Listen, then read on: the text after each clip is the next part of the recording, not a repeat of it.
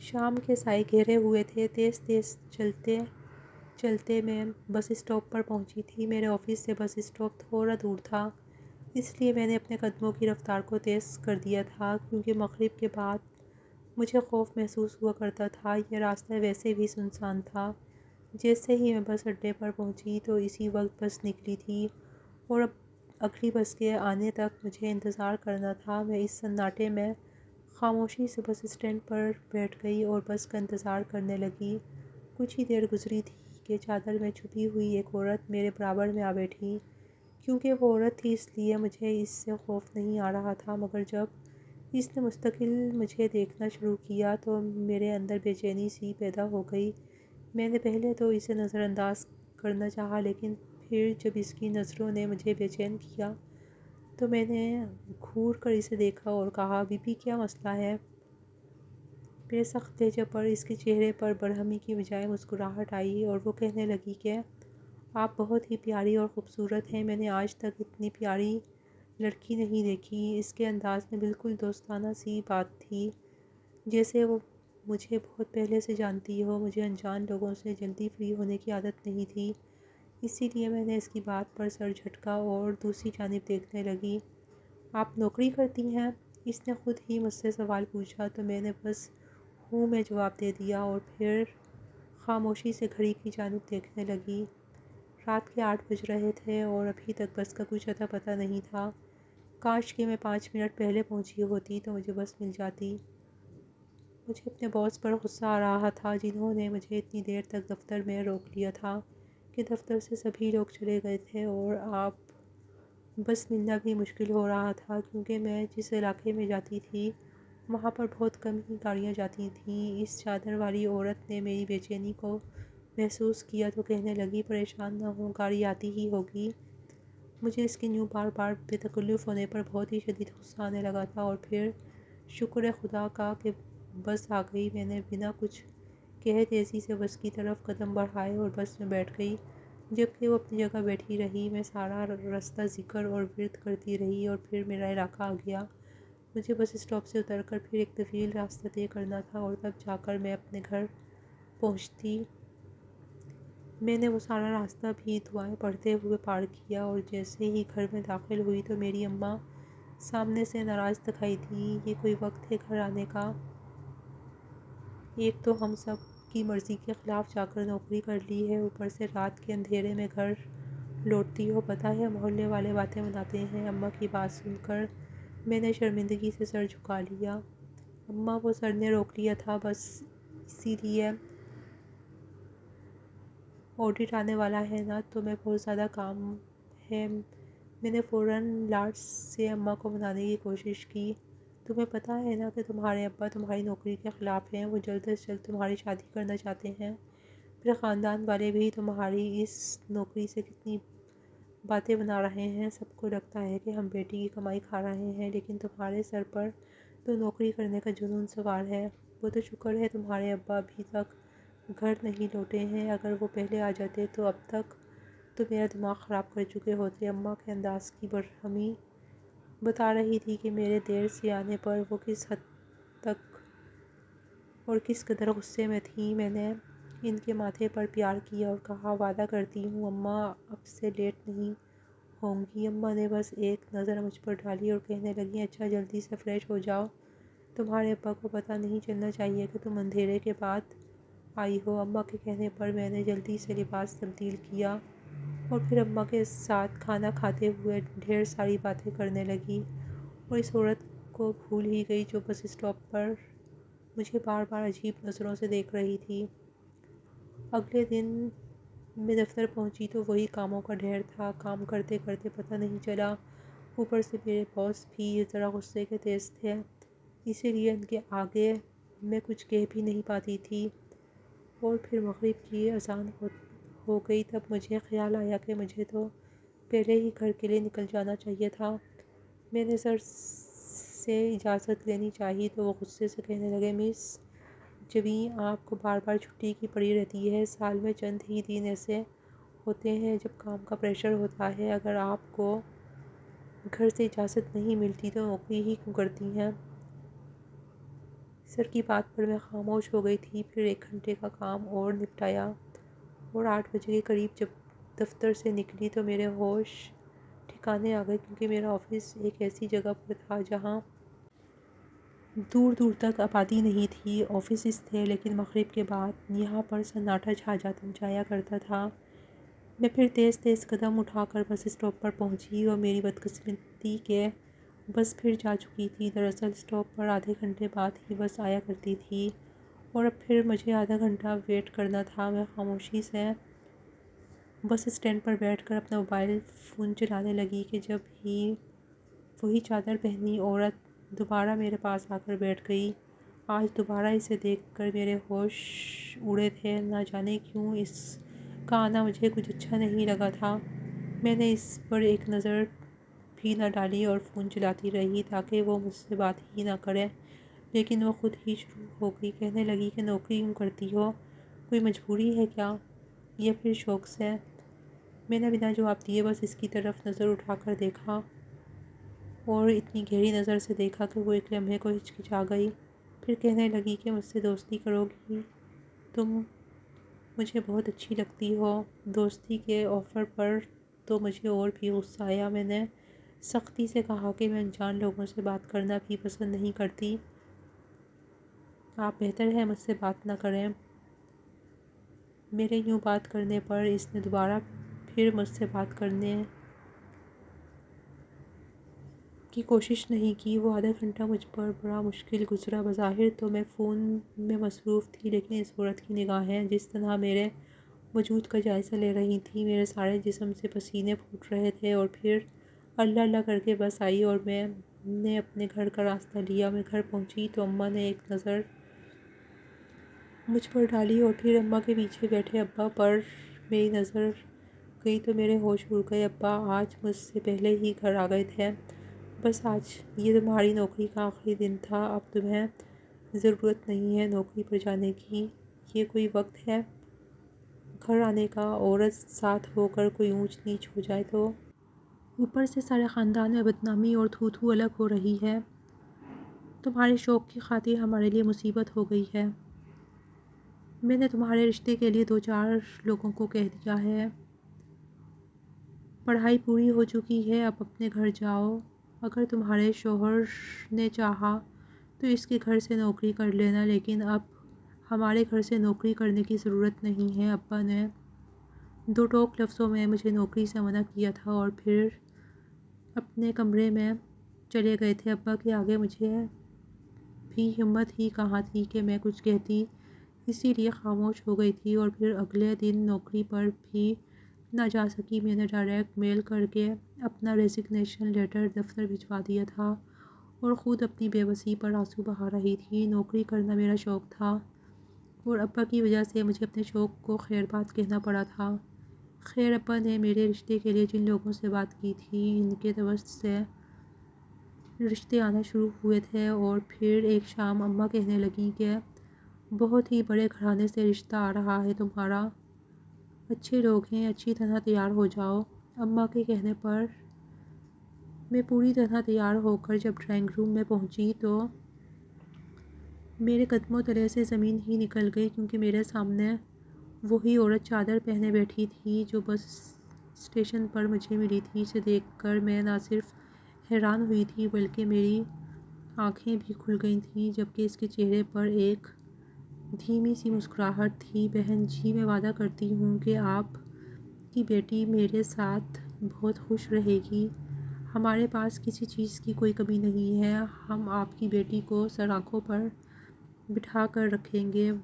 وہ اور بھی بہت کچھ کہہ رہی تھی، لیکن میرے دل میں عجیب سی ہلچل مچ گئی تھی۔ یہ کیسا اتفاق تھا کہ جس عورت کی نظروں سے بس اسٹاپ پر قائف تھی، وہ میرے سامنے میرے گھر میں بیٹھی ہوئی تھی اور کھل کر میرا جائزہ لے رہی تھی، اور اماں اس کے آگے پیچھے بچھی چلی جا رہی تھیں۔ میں غصے میں کمرے میں واپس آئی اور پھر اس عورت کے جانے کے بعد میں نے اماں سے کہا کہ یہ عورت کون تھی اور اسے گھر کون لایا؟ اماں کہنے لگیں اس نے کسی جاننے والے کے ذریعے سے رشتہ لانے کی بات کی تھی اور اسی لیے میں نے انکار نہیں کیا۔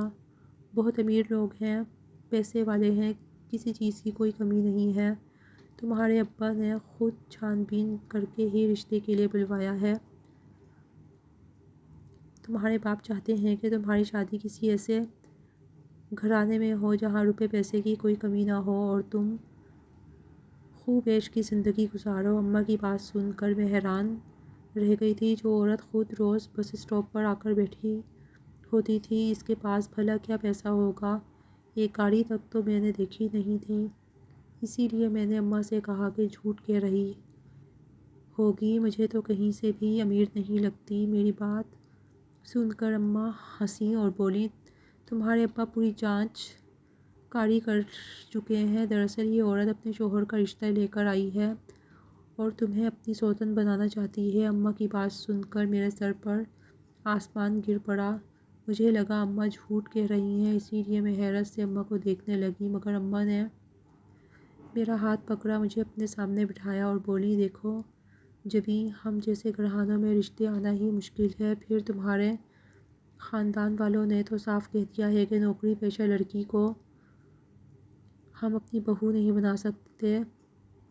رہی بات آس پڑوس کی، تو ان کا بھی یہی خیال ہے کہ تم نوکری کرنے والی عورت ہو، اسی لیے تمہیں بہو بنانا ممکن نہیں۔ اب تم ہی بتاؤ، ایسے میں تمہارے لیے اتنا اچھا رشتہ کہاں سے آنا ہے؟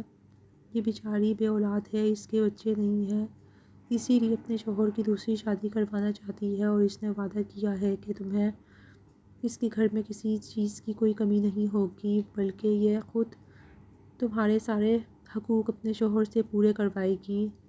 تمہارے ابا اس کے شوہر سے مل چکے ہیں، بڑا اچھا اور نیک آدمی ہے، تم خود ہی سوچو، تمہاری زندگی بدل جائے گی۔ اماں کی بات پر مجھے اب بھی یقین نہیں آ رہا تھا۔ ایک ماں ہو کر وہ کیسے میری شادی کسی ایسے انسان سے کروانے کا سوچ رہی تھی جو پہلے سے شادی شدہ تھا، اور آفرین تھی اس عورت پر جو خود اپنے شوہر کا رشتہ لے کر ہمارے گھر چلی آئی تھی۔ میں نے خوب ہنگامہ ڈالا اور کہا کہ آپ انکار کر دیں، میں کسی غریب آدمی سے شادی کر لوں گی، لیکن کسی کی دوسری بیوی نہیں بنوں گی، اور وہ بھی اس صورت میں جب کہ اس کی پہلی بیوی موجود ہو۔ میری بات سن کر اماں کو غصہ آ گیا تھا۔ کہنے لگیں کہ اپنی پھپھو کو دیکھا ہے کتنے بڑے بڑے گھرانوں میں بیٹیوں کی شادی کی ہے، اب شان سے ہر خاندان کی دعوت میں سینہ چوڑا کر کے گھومتی ہیں، ان کی بیٹیاں بڑی بڑی گاڑیوں سے اترتی ہیں اور مہنگے ترین لباس پہنتی ہیں، ہمیں تو منہ لگانا بھی پسند نہیں کرتی۔ میں بھی چاہتی ہوں کہ تم اپنی پھپھو کی بیٹیوں کی طرح راج کرو، بڑی بڑی گاڑیوں میں بیٹھ کر خاندان کی عورتوں اور دعوتوں میں شامل ہو، تاکہ ان کو بھی پتہ چلے کہ ہم بھی کوئی غریب فقیر نہیں ہیں۔ اماں کی دل کی بات زبان پر آئی تھی اور مجھے پل بھر میں ہی سمجھ آ گیا تھا اس رشتے کے لیے اماں اتنی آسانی سے کیسے راضی ہو گئی تھیں۔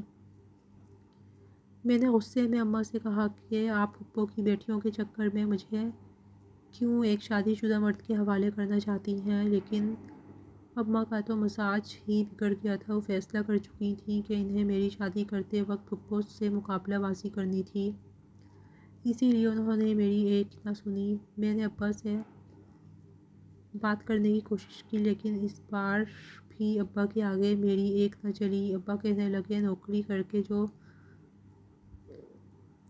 منمانی تم نے کی ہے نا، یہ اسی کا نتیجہ ہے، آج تمہارے رشتے نہیں آ رہے۔ میں ہاں کہہ چکا ہوں، دیکھنا کچھ ہی عرصے بعد تم خود راضی ہوگی، میں نے تمہارے حق میں بہترین فیصلہ کیا۔ ابا نے میری سنے بغیر ہی نہ صرف رشتہ طے کیا، بلکہ اگلے ہی ہفتے مجھے ایموشنلی بلیک میل کرنے کے بعد سادگی کے ساتھ نکاح پڑھوا کر مجھے رخصت کر دیا۔ وہی عورت جو 2 دن تک مجھے بس اسٹینڈ پر ملتی رہی تھی، میرا ہاتھ پکڑ کر مجھے اپنے بڑے سے گھر میں لے گئی اور ایک پھولوں سے سجے ہوئے بیڈ روم میں بٹھا دیا۔ خود میرے سامنے بیٹھ کر مجھے دیکھنے لگی، جبکہ میری آنکھوں میں آنسو اور دل میں آگ تھی۔ مجھے اس عورت سے نفرت کا احساس ہو رہا تھا۔ اگر یہ میری زندگی میں نہ آتی تو شاید آج میں اس زبردستی کے بندھن میں نہ بندھی ہوتی۔ اس نے میری آنکھوں میں آنسو دیکھے تو کہنے لگی، جبھی رونے کی کیا بات ہے، میں تو پوری خوشی کے ساتھ تمہیں اپنی سوتن بنا کر لائی ہوں۔ میں اپنے شوہر کو اولاد نہیں دے سکی، اسی لیے اس نے دوسری کے بعد تیسری شادی کرنے کے لیے پر تول لیے، اور تم سے ملنے کے بعد مجھے لگا کہ تمہیں ہی میرے شوہر کی تیسری بیوی ہونا چاہیے، کیونکہ تمہاری آنکھوں میں جو آگ میں نے دیکھی تھی نا، وہ آگ میں نے اپنے شوہر کی زندگی میں لگانا چاہتی ہوں۔ اس عورت کی بات سن کر میں ہکا بکا رہ گئی۔ تیسری شادی کیا مطلب؟ کیا ایک اور بھی عورت موجود ہے؟ میرے کانوں سے دھواں نکلنے لگا۔ اس عورت نے آواز لگائی، مریم تم بھی آ جاؤ یہیں، اپنی سوتن سے ملاقات تو کر لو۔ اور پھر ایک میری ہی عمر کی لڑکی کمرے میں چلی آئی۔ وہ بہت خوبصورت اور پیاری تھی، اسے دیکھ کر میں حیران رہ گئی۔ میری پہلی سوتن جس کا نام بلقیس تھا، وہ کہنے لگی کہ یہ مریم ہے، ہمارے مشترکہ شوہر ضمیر کی دوسری بیوی۔ یہ سننا تھا کہ میں بس ان دونوں کو دیکھتی ہی رہ گئی۔ آپ لوگوں نے کیوں دھوکہ کیا میرے ساتھ اور میرے گھر والوں کے ساتھ؟ میری بات سن کر بلقیس ہنسی اور کہنے لگی کہ دھوکے کی کیا بات ہے، جب ایک سوتن برداشت کرو گی وہیں ایک اور کر لو۔ ویسے بھی ہم تمہاری دشمن نہیں ہیں، دوستیں بن کر ہی رہیں گی۔ جس روز میں تم سے بس اسٹینڈ پر ملی، دراصل اس روز میں ایک لڑکی دیکھنے کے لیے ہی گئی تھی، لیکن گاڑی خراب ہوئی اور ڈرائیور نے مجھے کیب بک کروانے کا کہا، مگر بہت عرصے سے میں نے بس میں سفر نہیں کیا تھا، اسی لیے میں خود ہی بس اسٹینڈ پر آ بیٹھی اور وہاں میں نے تمہیں دیکھا اور مجھے لگا تم ہی وہ لڑکی ہو جسے میرے شوہر کے لیے منتخب کرنا چاہیے، کیونکہ میں نے تمہاری آنکھوں میں وہ آگ دیکھی تھی، اگر کسی کو بھی جلا کر بھسم کر سکتی ہو۔ یہ کہہ کر بلقیس مسکرائی تو میں نے ناسمجھی سے پوچھا، آپ کس کو بھسم کروانا چاہتی ہیں میرے ہاتھوں؟ میرے لہجے میں انتہائی تلخی تھی۔ بلقیس میرے قریب ہوئی اور پھر مریم کی طرف دیکھتے ہوئے کہنے لگی، ہم دونوں کا ایک ہی شکار ہے اور اب سے تمہیں بھی اسے ہی شکار بنانا ہے۔ بلقیس کی بات پر مریم کے چہرے پر بھی مسکراہٹ آ گئی اور پھر بلقیس نے آہستگی سے کہا، ہمارا شوہر ضمیر وہ خود ایک بوڑھا نامرد انسان ہے جو جوان لڑکیوں سے شادی کرنے کی خواہش رکھتا ہے۔ میں ماں بن سکتی ہوں لیکن ضمیر باپ نہیں بن سکتا۔ دنیا سے یہ بات چھپانے کے لیے اس نے زبردستی میری رپورٹس تبدیل کروائیں، مجھے بانجھ ثابت کیا اور پھر مریم سے دوسری شادی کر لی۔ لیکن جب مریم سے بھی امید سے نہ ہوئی اور مریم کی رپورٹس بھی بالکل میری رپورٹس جیسی آئیں، تو پھر مجھے سمجھ آیا کہ یہ سب کچھ اس پیسے والے مرد کا کھیل ہے۔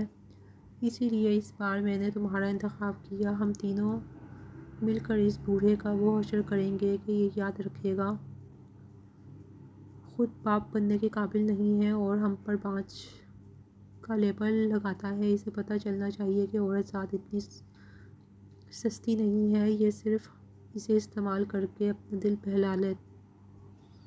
میں چاہتی ہوں کہ ہم تینوں مل کر اس بوڑھے کا وہ حشر کریں کہ اسے ساری زندگی یاد رہے کہ وہ خود ایک نامرد بوڑھا ہے۔ بلقیس کی بات سن کر میرے ہوش اڑ گئے تھے۔ اس نے تو اپنا بدلہ لینے کے لیے میری زندگی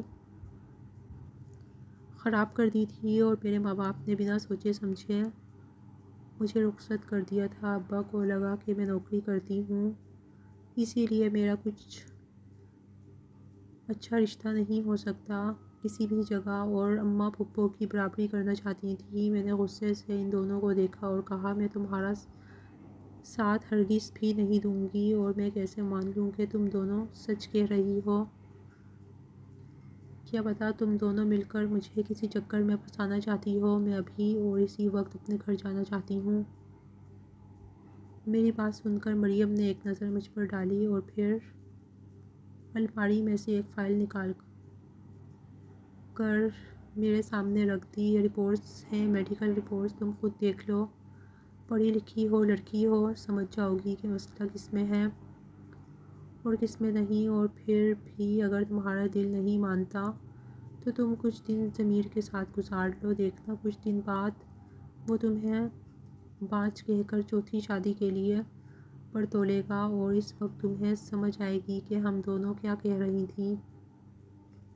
میں نے غصے میں بلقیس سے کہا، اگر ایسی بات ہے تو اپنے شوہر کی شادیاں کروانے کی بجائے آپ واپس اپنے گھر کیوں نہیں رو جاتی؟ میری بات سن کر بلقیس کی آنکھوں میں آنسو آ گئے۔ کہنے لگی زمانے کی مجبوریاں ہیں، معاشرے کی